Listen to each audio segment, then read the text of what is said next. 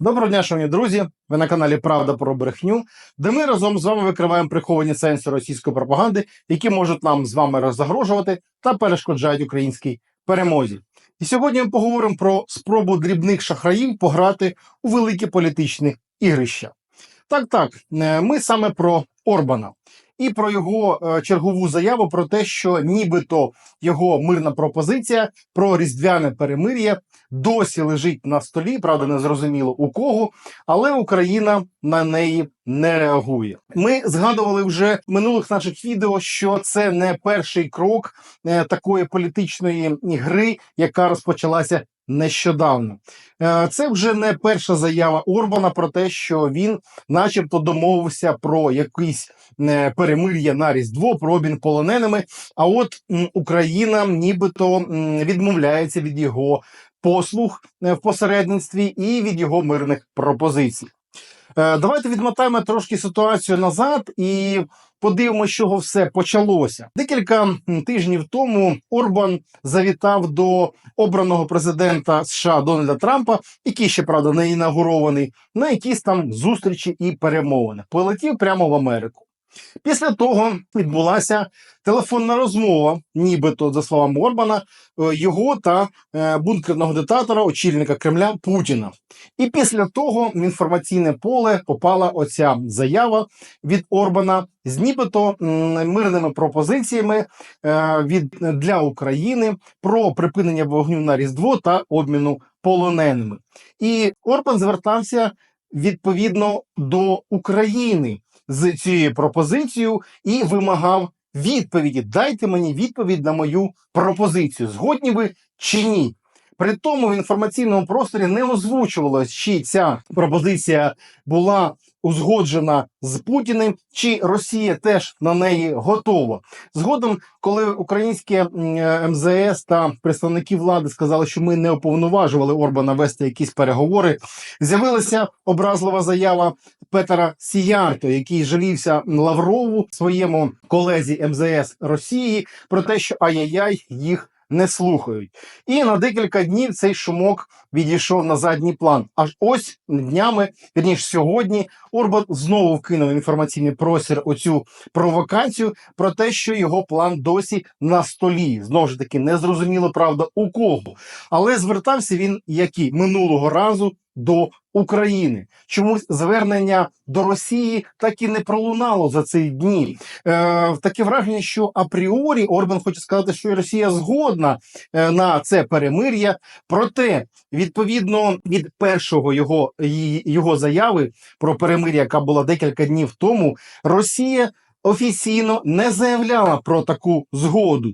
Були якісь меседжі Лаврова, такі загальні, як завжди, що Росія завжди готова до перемовин, до перемир'я, але не було конкретно сказано про ось це перемир'я, яке пропонує Орбан, про цю пропозицію.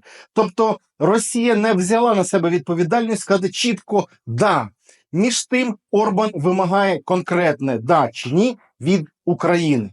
І тут ми бачимо конкретну провокацію, про яку ми вже говорили, і те, що Орбан нам полягає, Орбан тисне на Україну для того, щоб спровокувати нас на якусь відповідь. Все саме виглядає так. Він просто вчепився в горло України, в горло української влади, вимагає від них сказати «да» чи «ні».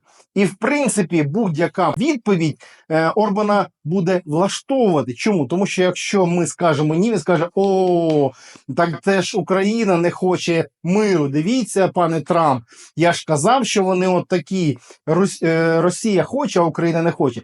Навіть якщо Україна скаже «да», тоді ми попадаємо ще в одну політичну пастку. Ми таким чином визнаємо Орбана посередником у перемовинах, хоча ніхто йому не давав таких повноважень.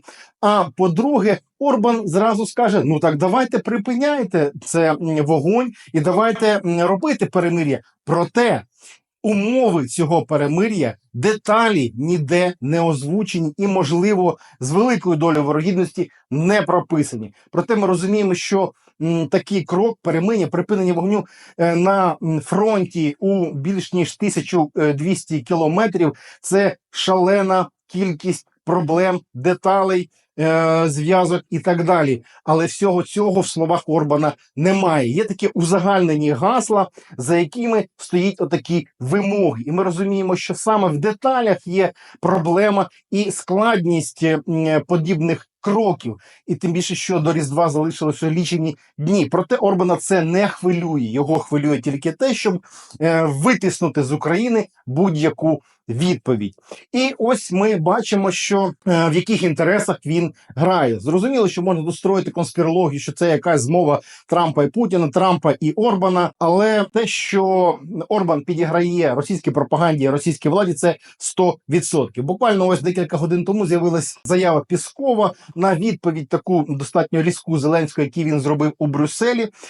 Пісков сказав, що українське керівництво нахаміло Орбану у відповідь на його мирну пропозицію. Ай-яй-яй, які вони політично безкультурні.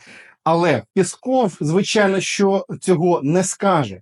Проте політичне безкультур'я і політичний шантаж, і політична провокація є саме у кроках Орбана. Чому? Тому що, як ми вже говорили, його ніхто не уповноважував не робити якісь посередницькі кроки від України. Він же не прилетів після Трампа до Зеленського і сказав: дивись, я от тут говорив з Трампом, буду говорити з Путіним, давай ми з тобою узгодимо якусь позицію, щось, якісь кроки, плани намалюємо, щоб я міг озвучити. Да? Ти доручаєш мені це? Ні. Цієї розмови не було. Була розмова з Трампом, з Путіним, далі з Лавровим, але з Україною про перемир'я ніхто не говорив.